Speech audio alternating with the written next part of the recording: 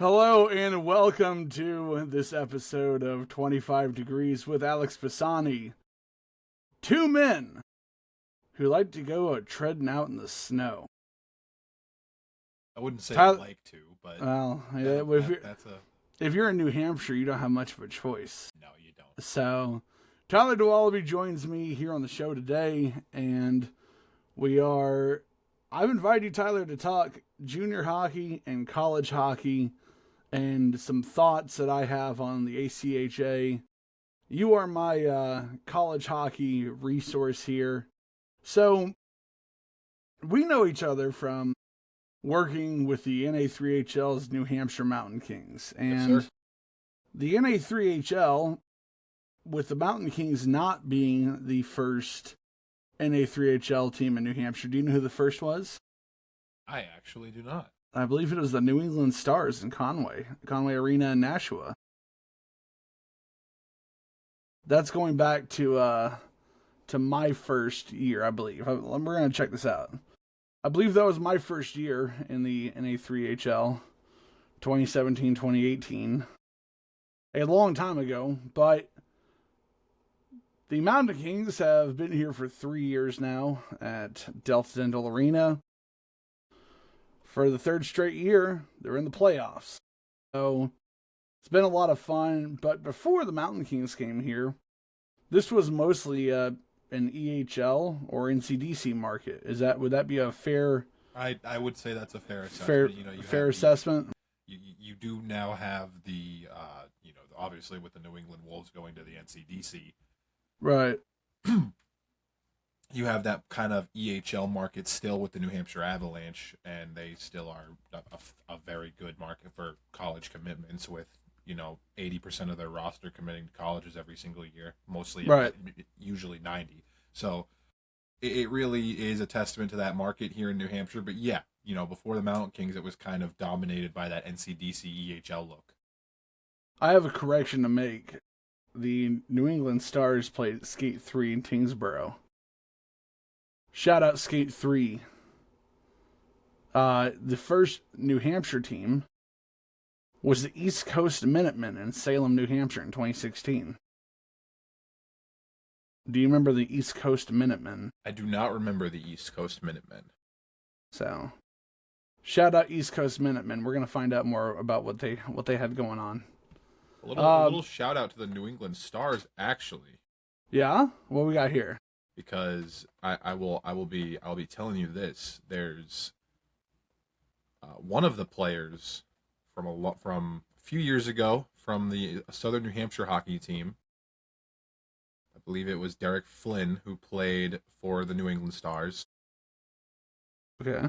At one point in the NA3HL. I believe it was only for about a year. Yep, for 2 years he played in the 2016-17 and in 2017-18. First year he had 18 points in 39 games, and then as a defenseman had 14 goals and 37 assists for 51 points in 45 games. That plays well. And then in 2019-20, after a stint with the Kingston Voyagers in the OJHL in 2018-19, he went back to the New England Stars for 2019-20 and scored 58 points in 46 games. So not bad. Kind of not bad at all. He was a very good defenseman in his time for SNU as well. So shout out to the Stars there, as well as Derek Flynn. So the New England Stars, they are not the first NA3HL team in New Hampshire. East Coast Minutemen. Looking at the East Coast Minutemen roster, and no names stick out to me other than Neil Liston, who I've he's bounced around the Knoll as a scout. Nick Kent was one of their goalies. He played in the GMHL the next year. There's a name that is not at all familiar to me. Dominic Montecalvo. It's weird looking at rosters and seeing players who play juniors who are older than me. Because, for the last 6, 7, 8 years, they've all been younger than me. And seeing guys born 96, born 97, it's like, oh, that's right. I wasn't always an old fucker. It's kind of how I feel seeing like the college hockey players that are currently seniors, and they were born in 2001, 2002, and I'm like, Right. crazy because by the time that this show airs, I'll be 25 years old. Yeah. No, it's crazy, like, knowing that in the near future, like within the next couple of years, we're gonna have 2010s playing in juniors. We already have 08s and 09s in juniors right now. It's not far away. Yesterday when I called an EHL game, there was a defenseman playing that was an 08. So there's even a kid on the Connecticut Nor'easter in the EHL Premier who's an 09, who's one of their top guys. So I have a thought right now, and I'm kind of curious about, obviously, junior hockey's in a very weird point with the CHL the CHL stuff. People have heard me talk about it at maybe previous other media outlets that aren't to be named, and they you like that little wordplay there? And the thing is that it's the most seismic change in junior hockey history. I would put it above the Euro players coming over, in the 80s and 90s. So it's one of those things where it's huge. A lot of people don't really know where we're going right now. And as, a result, it's pushing null players. I mean, the null used to be depended on for a couple hundred NCAA Division I commits every single year. It's pushing those guys down to Division III largely. And I think that's going to raise the level of Division III college hockey. I mean, Keene State now has a Division III team. But one thing I'm wondering is as the player pool for Division III continues to grow, what are some of the impacts that it's going to have on the ACHA? And these are schools like, I've been wondering why, did you see the OSU, Oklahoma State University, Oklahoma University game in Tulsa the other day? My God. Bedlam. It's the BOK Center, which I've been to before. It's way too nice for an ECHL venue. It holds upwards 15,000, and they had 15,000 for an ACHA hockey game. And I've been to ACHA games with a couple thousand. One of the first games I ever PA'd was Texas versus Texas A&M, and it was a sold out 2,000 person crowd at the NITEX Sports Center in North Richland Hills. I mean, Texas A&M played on the ice at the Cotton Bowl in 2020 during the Winter Classic.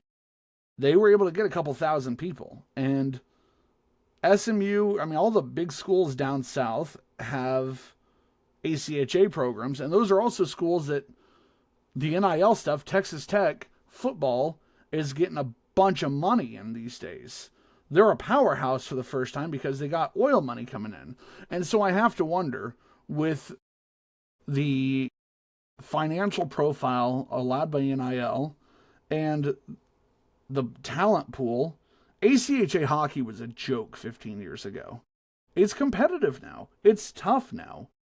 I mean, it's no longer like the first ACHA game I went to was in 2013, and I saw University of North Texas lose 30-0 to Dallas Baptist University. It's not like that anymore. No, it's not. It's competitive. See, I've gone to even Division II ACHA games, like a Division II, for example, like Southern New Hampshire University. They've got competitive hockey players. Right. Shout out Zach Sonia. Shout out Brett Levesque. Sonia. If you know, you know. But yeah, with that kind of team, right? It's, you look at a school like Southern New Hampshire, where most people, when they think of Southern New Hampshire, they think of, it's an all online school. They don't even think it has a campus because you see ads for it everywhere. But beautiful campus, by the way. Oh yeah. And D2 ACHA, these guys are crazy. Right. I mean, so So here's what I'm wondering right now. D2 NCAA hockey is only the NE10. Only the The NE10. school, only the schools in the NE10. It will be featuring former Division One team AIC next year. Right. I have to wonder if, with the talent pool being so hard to crack for D1, is Division 2 or Division 3 schools going to try and push for Division 2? Is Division 2 going to get boosted back up? And some of the ACHA Division 1 teams, and I'm looking at the ACHA Division 1, you have Arizona State University, you have Colorado State, you have Illinois State, Indiana Tech, New York University. I mean, these are a lot of these. You have Liberty, Lawrence Tech, Kent State, University of Alabama, U of A down in Tucson, UCO, my good buddy Chris Hilly's alum, University of Central Oklahoma. I mean, these are big. University of Utah, West Virginia University. These are big, high dollar colleges with huge donors. And I mean, look at that's Division 1 for the ACHA. Division Right. 2, some of those schools you have Auburn, Baylor. Baylor's big money down in Waco, Texas. You have, let's look at some of these others. Fluff. You've got Keene State is still icing an ACHA Division 2 team. You have Michigan Tech, which they have a good NCAA program, but Northern Arizona, Ohio University. I mean, these are good schools, but the Division 3 of the ACHA, here's some of these. You have Arizona State. That's, of course, not their NCAA team. You have Colorado College, Dallas Baptist University. That's money. ETBU, East Texas Baptist University. Shout out my buddy Andrew Kolka on that roster. Mid-Cities Junior Stars, great Andrew Kolka. Louisiana State University, that's money. You have University of Alabama, Arkansas, both money.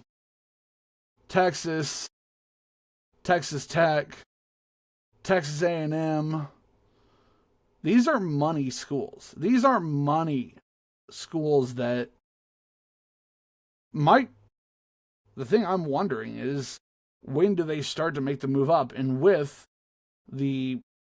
quite honestly, the move of the talented players like Tommy McDonough is playing NCAA Division 3 for Hobart. Tommy McDonough is he's a D1 athlete if I've ever seen him. Why is Tommy McDonough not playing a D1 team? I think he will end up playing there, but I think he will, but I mean, if you're going to play at any D3 team, you might as well play at the best D3 team in the country. Right, but he's Tommy McDonough, and I don't want to go off on too much of a tangent here, but he's one of those guys that the hockey IQ is he anticipates the play better than almost anyone I've ever seen. Would go to where the puck was going to be. He could read other teams' offenses. He could read their defense. He wasn't an Erik Karlsson where, his offense was the primary focus of his position as a defenseman. But he was almost just as talented as an offensive defenseman as a defensive defenseman. He was your true two-way defenseman. And I always said this, at a previous media outlet that's not to be named by force, that he was a wet blanket on the offenses of pretty much any other team. When he was out there, it was very, very difficult for teams to get anything going. And I guess the thing I'm wondering is, a guy like that, he's D1 if I've ever seen it. What has to change? I mean, where are we going to go for more Division 1 teams to start being added? And then Division 2, Division 3, some of the ACHA teams may be making that move. thinking, I don't. It's really a gray area when you think about it because there's so many possibilities that it's hockey is such a it's such a confusing sport sometimes because there's so many little nuances that you have that make it all work, that make all the gears turn. So Right. with something like that, it's hard because how many teams are going to get added is really dependent on how many good players are going to keep coming out of that CHL. Because if the good players keep coming back to the NCAA and they keep filling it up, well, the talent pool will start getting diluted a little bit. Maybe, I'm not sure, but I'm curious about your thoughts on that. I don't know. And that's the tough thing is that, for most CHL players, if you're a Canadian born kid and you go to play in the CHL, you get U Sports paid for you. College scholarship, college sports. You don't, unless you get a scholarship, you don't necessarily get that in the NCAA. And so I wonder if that's going to start having an effect if, now it's new, it's shiny, and, these schools, they're throwing out these scholarships to these guys. And I have to wonder what happens when it's not new and shiny.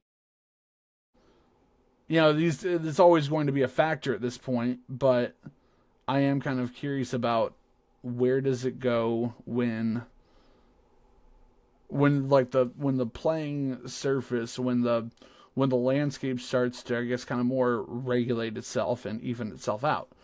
And at that point, because you don't want things to get too big, and then next thing you know, holy shit, we've added way too many college hockey programs. But at the same time, the other side of that coin is you need to have opportunities for players to play. Right, and if you have those opportunities for players to play, you can have too many hockey teams while also having enough opportunities for players to play. And it's one of those things where there's, oh my God, there's so many hockey teams. But on the players' side, you could say, there are so many hockey teams, I'm going to find one that I can play for. It's options at the end of the day. Yeah, exactly. And if you have those options, it's going to incentivize more players to play hockey. Yeah, I guess at the end of the day, more options is good. It's weird because I can see both sides of the coin, though, because it's uncharted territory is what it is. Exactly. And it's the sort of thing that we haven't seen in our lifetime, you and I.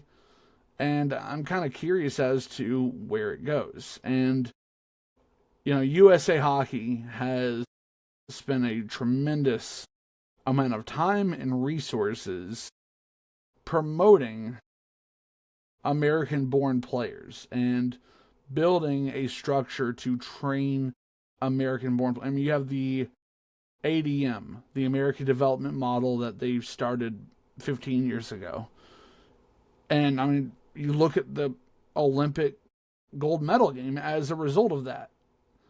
And this ADM, the training, the growing the young players here in the U.S., you kind of have to wonder if this is Canada's big revenge. Well, hey, we're just going to throw the best Canadian young men. Like, Gavin McKenna would have never been playing NCAA hockey, which means he wouldn't have punched out some dude in a bar.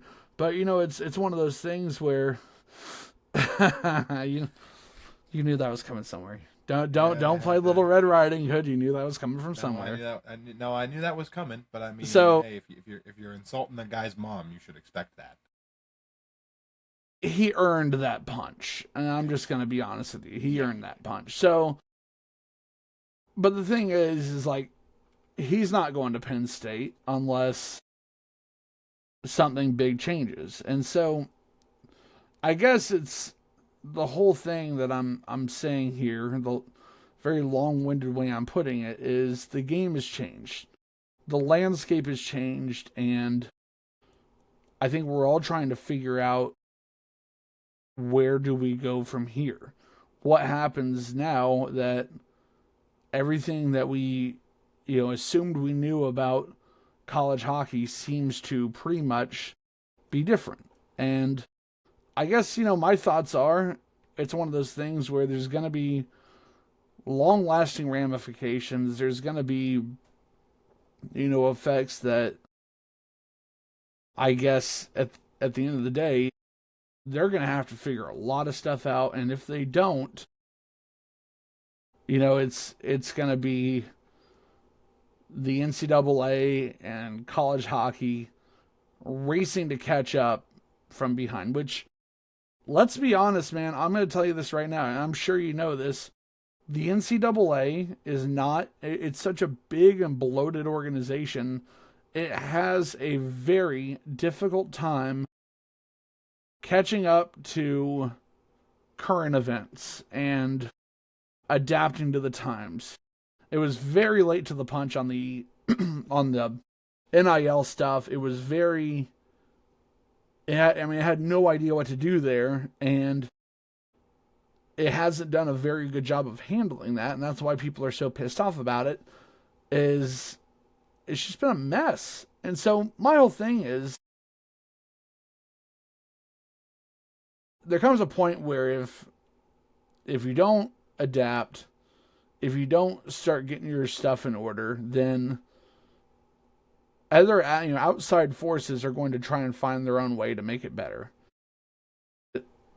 I wonder that, is there a possibility that in the future that, what if the ACHA goes from club hockey to premier college hockey, and it just doesn't have the warts that the NCAA has? I mean, you have talks about, there's been talk recently about NCAA football programs breaking out of NCAA and starting their own thing. And so I guess at the end of the day, my question is, where do you see it going? Well, the one thing that I would say is, like you said, I want to see what happens, and I want to kind of see it unfold. But I think that the way it's going to go, personally, is the way of, like you were saying, I think we're going to see a shift from teams shifting away from the NCAA. So, do you think it's the ACHA that races into grab a hold of it from behind, or do you think it's some other entity, totally something that doesn't exist right now? I think it's something just completely brand new. To be honest with you, I think that something completely brand new of just college sports in general. Something completely new is just going to shake it up. We've seen so many things shake up college sports in even the past 20 years. Who knows what the next 20 will bring? I don't think any of us really. On one hand, it's kind of exciting. On the other hand, I got to be honest with you, it's kind of terrifying. And it's one of those things that I don't think anyone really knows where this is going to go. And with big changes, guys are going to get left behind. There's going to be people that get the short end of the stick here. Maybe not through malicious means. I don't think the NCAA CHL thing was like a malicious outcome. No, I would agree with that. But guys got fucked out of, roster spots regardless. Yeah. And I guess the thing is that's what worries me. That's what I'm concerned about, is the collateral damage with any of these decisions is always something that isn't always at the forefront of people's minds. I think that it's going to have wide effects, long-lasting effects on the sport in general. And I guess the thing that worries me here is, are guys going to get left out? Players that, would otherwise be good enough. Are opportunities for careers going to get affected here? Are players going to get left out? You would like to say and think that no matter where you are, the talent shines through. there are more scouts and wider availability for advanced statistics at a NCAA Division I game than there are at a Division III game. There's more eyeballs on it. There's more opportunities to see these guys at a higher level. The competition is better. And I guess the thing is that it worries me that if the game starts changing a whole bunch, like, where do we go from here? Like, the status quo's changed. So I guess my thought is, all right, where do you, what's the plan from now on? I feel like... Is there even a plan? That's the thing. Is there even a plan here? I'm trying to come up with something, and it's just... I can't think of one. And the fact that there isn't an obvious plan, an obvious destination, is concerning enough as it is. Like, who's in charge of this thing? Who's making these decisions? Are decisions even being made, or are they just letting shit happen because, a federal court says they gotta let CHL players? A federal court says they gotta let NIL. Like, is there any leadership here? I feel like when you look into the leadership aspects of things, it baffles me, because while they may have a named commissioner or leader of some kind, it doesn't seem like there's any sort of changes that are being made to actually combat this. Right. And make it so that because the landscape of college sports is completely changing now. Completely changing. And it's radically different from where it was, say, 2 or 3 years ago. I mean, look at the short stint that Charles Bediaco had going back to college for NCAA basketball. Right. After playing in the G League. Yeah. And that's another thing. Have you seen these guys who have played like 100 games at the AHL level going back to college hockey? What the fuck's an amateur now? Is a guy who plays a season and a half of pro hockey an amateur? I wouldn't say so. No, I wouldn't say so either. So, it seems like no one has any answers, and we're just fucking throwing darts at the wall, and wherever it hits is where we go. 100 games in the AHL, and you can go back and play college hockey, but a player for SNHU who used to captain played 3 games in the FPHL and now can't play college again, even though he has another year at eligibility. Right, and I guarantee you the FPHL, he probably made enough to buy a number 5 combo with Popeyes, if that, in those 3 games combined. Is that on the bingo card? I never usually set up bingo cards with things that you're going to say because they're almost always going to be inappropriate. Ha ha ha! Love it. No, but that's the thing. It's like, who's making these decisions? And why is there not a consistent basis? Even if I disagree with the decision, if you can at least just tell me, like, look, this is how it has to be. Okay, I know that someone is making these decisions. Well, if they're not, then, like, what's going on here? And that's another thing that I worry about with... I know that I'm not the only one who sees this. It doesn't really affect me that much. It's gotta piss off the players. It's gotta piss off the coaches. It's gotta piss off everyone involved. So, at what point do the teams, when they, talk in the offseason, do they sit together and say, enough is enough? We can run this better than this is being run right now. To be honest with you, I think that's already happening. And then what happens there? I mean, what if there's no institutional structure? I mean, the NCAA, for better or for worse, is there to at least, try their best efforts to keep people from getting fucked. Well, if that's not there, or if, it's not effective, who's policing that? Is it the players themselves? Is it the players? Is it the coaches? Are we going to have a players union for college hockey now? Are we going to have, I mean, these are all questions that obviously neither of us have any answers for. And because the fact it's that so hard to actually try and answer these questions, right, just because of the just because of the fucking confusion of the entire landscape of college right, sports. none of it makes any sense at this point. And I guess the question is, like, what 10 years from now, and this is impossible to predict, where do you see this going? I'll tell you where I see it going 10 years from now. I see it being a mass patchwork of independent college outfits. It is Hockey East, ECAC, the Big Ten. These are all their own thing. There's no Division One. There's no Division Two. No Division Three. Every league and circuit is doing their own thing.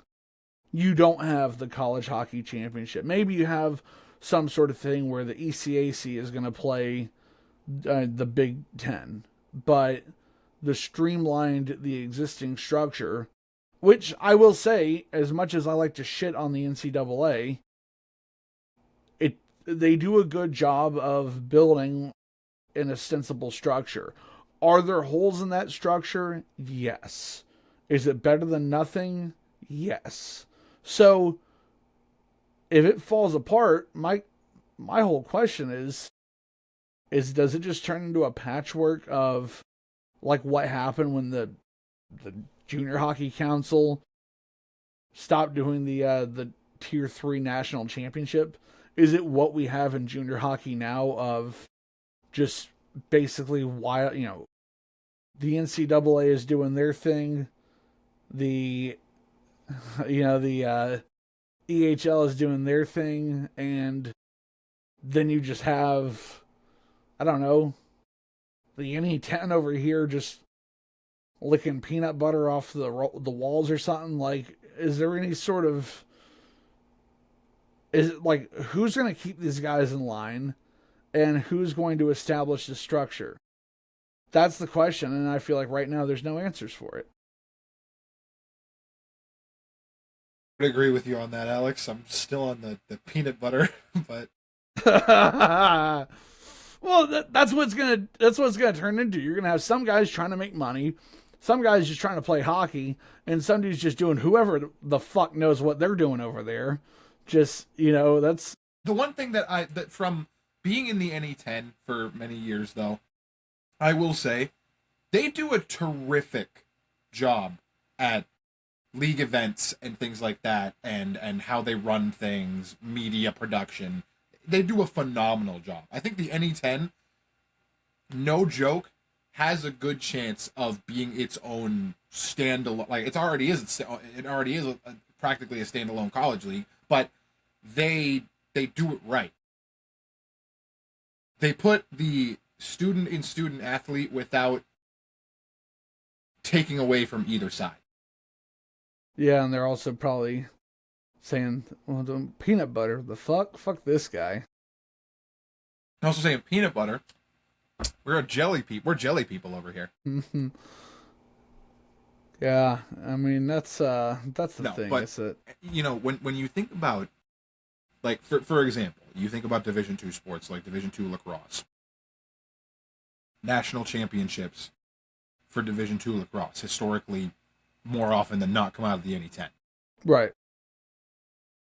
And Adelphi for a lot of years, and you've seen Lemoyne, perfect example, jumping up to Division I. They're not very good in the Division I sector. Like, they're about 0-5 or 0-4, I think, this year. But when they were in Division II, they were an absolute powerhouse, and they didn't lose ever. So, at this point, back to earlier when we're talking about the Division I athletes and the CHL and stuff like that, do those athletes that were bona fide starters in Division I before end up coming down to D2?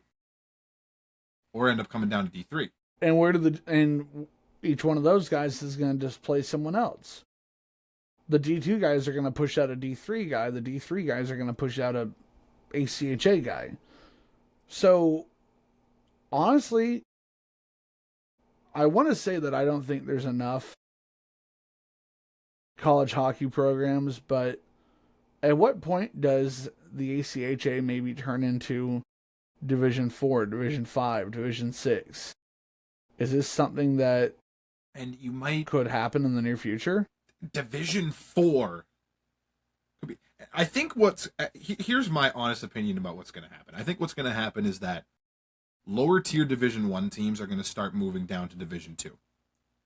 And with that, you'll have more opportunities in Division 2, obviously. But with those teams moving down from Division 1, it's less opportunities in D1, less opportunities for guys to get on a roster.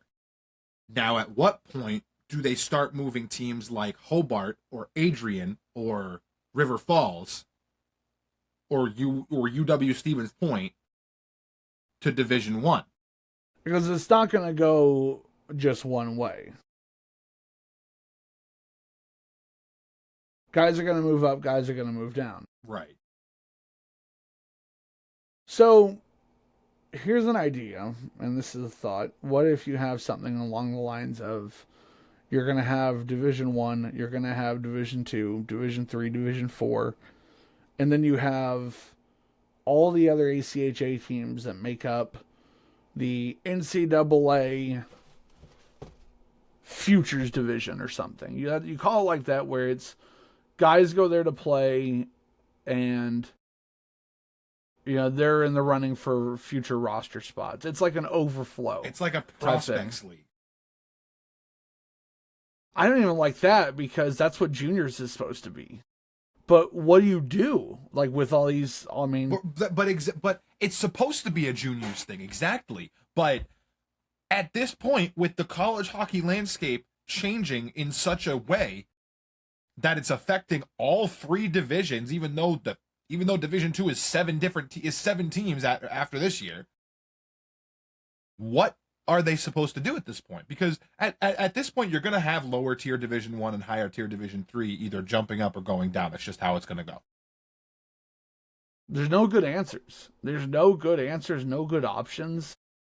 I mean, and that's the frustrating thing, is that you would want to have strong leadership from a league, and that's to prevent this sort of thing. And that's where the argument of the independent leagues coming in can really work. Like what you were saying earlier, these leagues just being independent, not a Division 1 championship. There's not even a Division 2. The NE10 can be a perfect example of this. It's literally its own Division 2 conference. The NE10 championship is the de facto Division 2 national championship.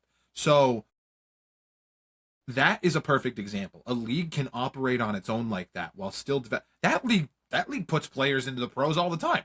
Yeah, definitely. That league puts players into even if it's minor pro, it's still pro. Right. You got guys going into pros all the time, overseas, even FPHL, PPSHL. Even if it's the senior hockey leagues, they still go there. They still play. Shout out PPSHL. Shout out Salem Sasquatch. Shout out Tucker Twardowski, legendary hockey player for SNHU. Hey, Tucker's a good ref buddy of mine. He does a lot of reffing. Tucker's a good kid. Tucker is a really. We're gonna get him on the show. Yes, we definitely do. I love how awesome that would be. I love that guy so much. I love Tucker. Dude, shout out Tucker. Well, I'm going to text him after we get on and see if he wants to do something with us next week. Absolutely. Man. You know what would be really funny for us to do? What's that? We should end every show with that Wikipedia thing we were doing on our test run. I think that sucked. I think it was awesome. What do you mean? I think it sucked. I think it was the worst content I've ever put out there. And I'm not proud of that. I'm not happy with how that went. So I'm sure. I think it sucked. I think that it was an interesting experiment, and maybe it's something that we can look at. It would be better with more people doing it. Right. It'd be better with a better structure. And I think that personally, I just think it sucked. Get Cass. My God. If you can get him to agree to coming on this show, I would lose my mind. Oh man, it would be incredible. Well, we got NA3 and null action this weekend. Yes, we do. It's going to be great. It's going to be a good weekend. I think, I'll be filling in for Ken in the game on Saturday. So I'm pretty fired up. I am kind of curious to see. I mean, let's look at the standings right now. Of course, this is being released on a Tuesday. It's being pre-recorded. So today is Monday, and at the end of the second period, the Long Beach Sharks, are leading the Mountain Kings 2-1 after the second. Seti scored the goal. Seti. So this is basically the NA3's big chance to. Long Beach has to lose out. Both have 43 games played, and I think Long Beach has already clinched the division, looks like. Yeah, no. So the best the Mountain Kings can do is second place. So, yeah. Well, hey, I'll take second place. We're guaranteed home playoff games. Absolutely. Hey, you're guaranteed to be annoyed by my play-by-play voice at least one more time before the season's over. I'm not annoyed. I like what you do. I think you're very good at what you do. It's just you gotta just not piss off the league, because that was one of the first things when I was out at Top Prospects. Certain people were like, hey, what's that Tyler guy's deal? I had to defend you to some. I did. I stuck up for you, but what was said? Well, the one where you got fined was the point of contention. Like you kind of did get a little too crazy there. Yeah, I did. I'm not shying from admitting fault. Absolutely. Right. So looking at the null standings, not looking good. Mountain Kings in last place. Danbury, the Bitch Rabbits, are holding the last playoff play-in spot, and they have 50 games played. The most points they can get is they have 54 points. Yeah, okay. So I'm doing this wrong. Sorry. Mountain Kings have 48 games played, 40 points. 12 games remaining. 2 times 12 is 64. Once Danbury gets to 65, which is 11 points away, it's good night, John Boy, for the New Hampshire Mountain Kings playoff chances. Quite a disappointing finish. It's one of those things, in order to make the playoffs, you got to have everything go right, and things just didn't go right this year. No. And I mean, God, it pisses me off so much. Like, not at anybody in particular, but just that guys like Tanner till guys, who've been around since the start, Cole Ronick, like the fact that it's going to be over for these guys. And tearing up now, even just like talking about like these guys, they've worked really hard to get to where they're at, and now it's going to be a huge changing of the guard. It's up to that next generation to step up and assume the mantle of leadership, I guess, Exactly. Which, I mean, that's the story of junior hockey. Always is, and I mean, you can't really expect it to go any other way. Still, it's upsetting, and it's sad. Like, you work with these guys on a regular basis, and you spend time with them, and you get to know them. You build relationships with them, not just working relationships, but friendships. and then they go on, and it ends in a way that only one team walks away happy. And I guess there's always going to be that feeling of what it could have been versus what it ended up being. I am proud. All that being said, I am very proud of this team. And the fact that we're sitting here in March and they're not eliminated and that they continued to battle and fight. This team was resilient, and I'm excited going into next year to see what these boys can do and what this leadership group that's going to take over next year. I would imagine they're going to be hungry, and they're going to be wanting to go out there and start hot, stay hot, and win.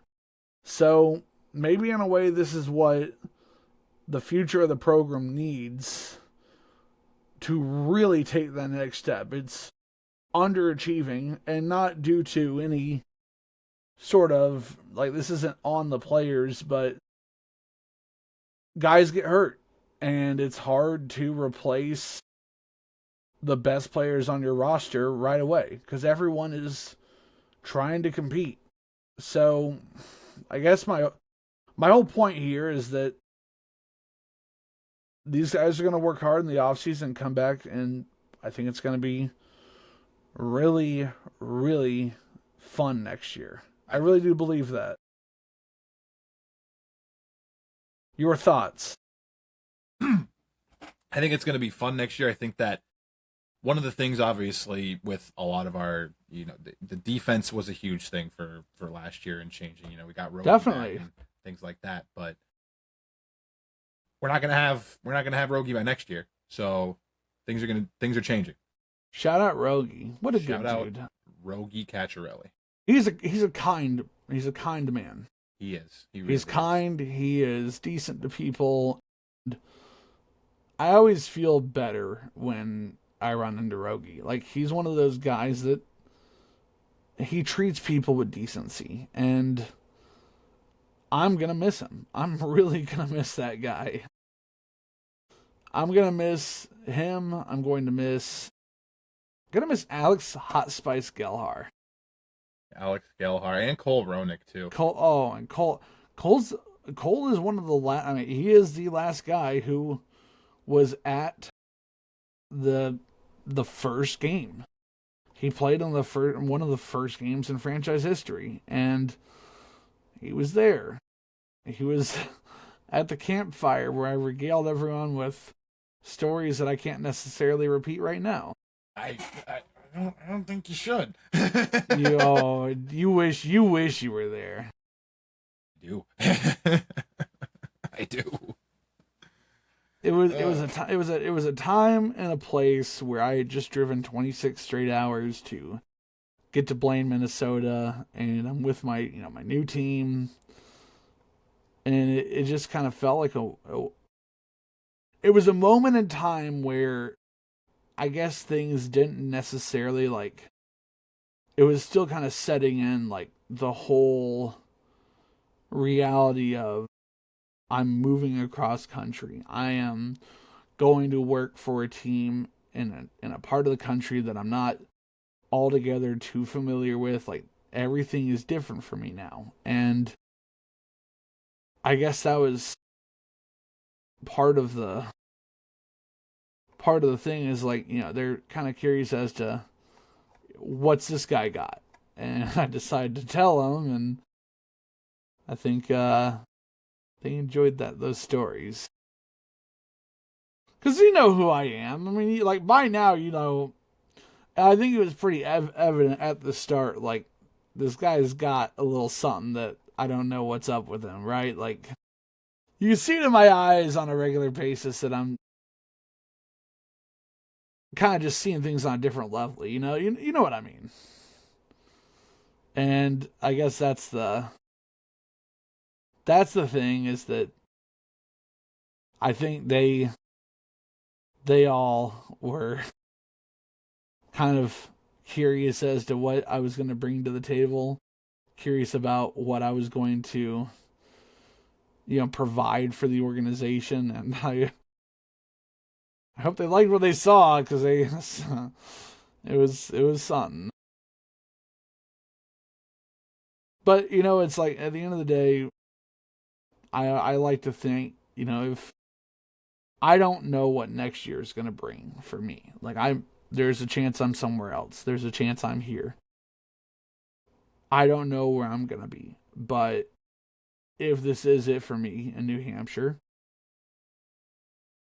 I would like to at least say that I treated people with decency, and that I was kind to people, and I took my job seriously. Like,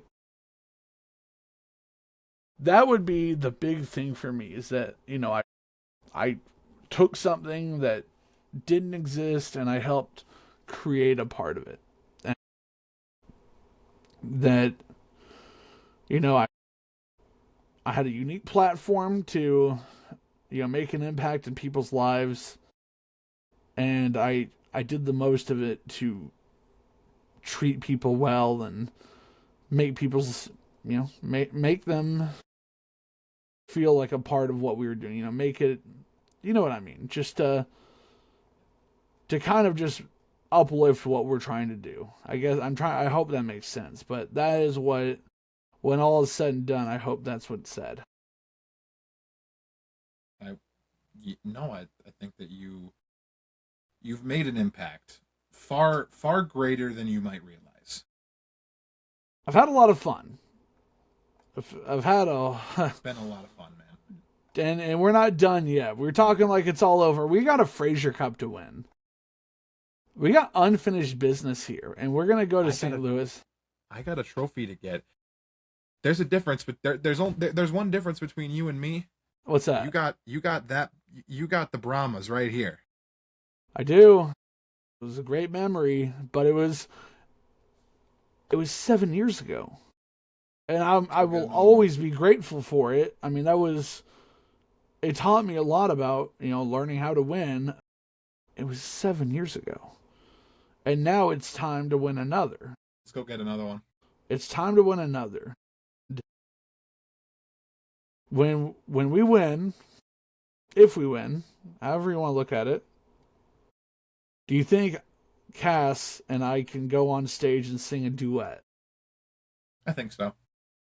I think if and only if we win. What are we going to sing? Dancing Queen. We're going to sing The Winner Takes It All. We were both thinking ABBA. Dancing Queen. Either Dancing Queen or Fernando. I might cry laughing, but also like Fernando's one of those songs that kind of just gets my emotions going. That's a great song. Shout out to ABBA. Kind of surprised that ABBA has turned into like a hockey players thing. Didn't really expect that. I liked ABBA as a kid, and I've told you the story. I got my great-grandma's record player, and there were questions about my orientation with the first four. About the Mamas and the Papas, I think about ABBA, Elton John, and I think the Carpenters.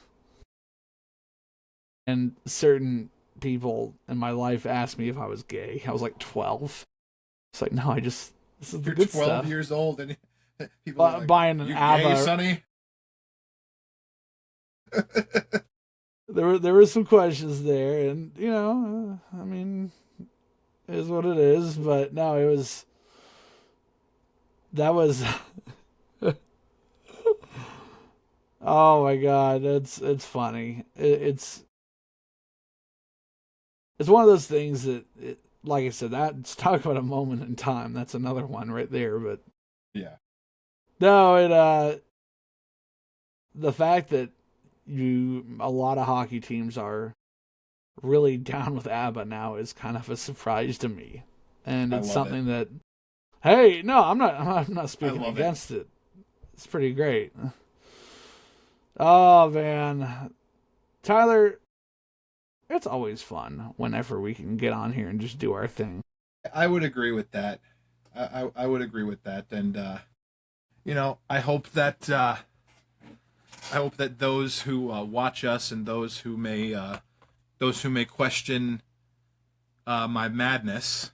There's always a method to it, and I'm not one from refraining from admitting that I can go a little bit crazy, and I'm working on that.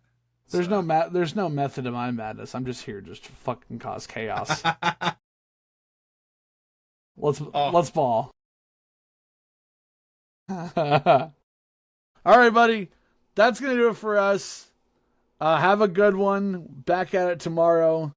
And yeah, good show. Next guest is a good one. I'm fired up. We're gonna get crazy. Tomorrow, who do we have again? You say next guest. I know I posted it, but I gotta check. It is Evan Johnson. It's a small business sampler platter.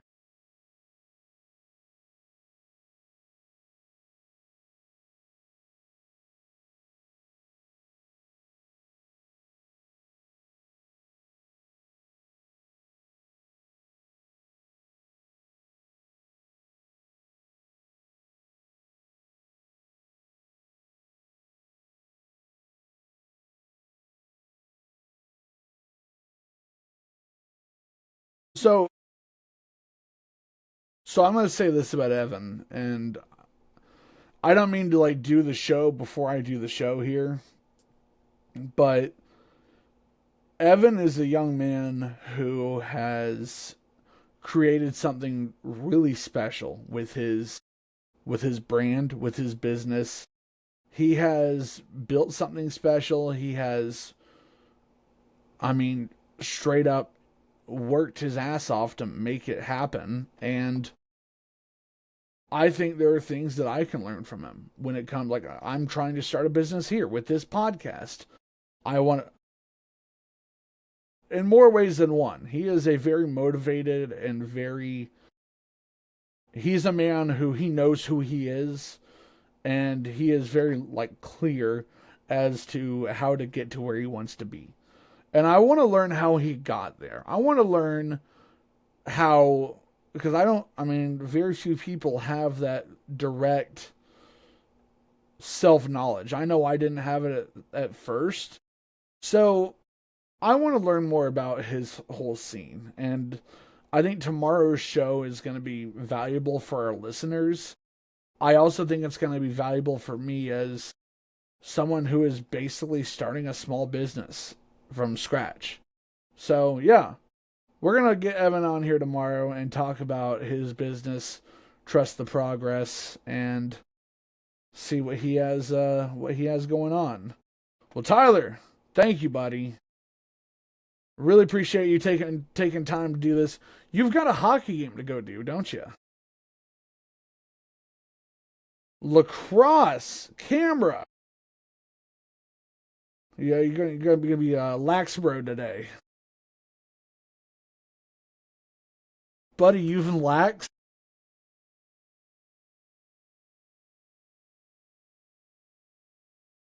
All right, get to that lax game. Have a good one, buddy.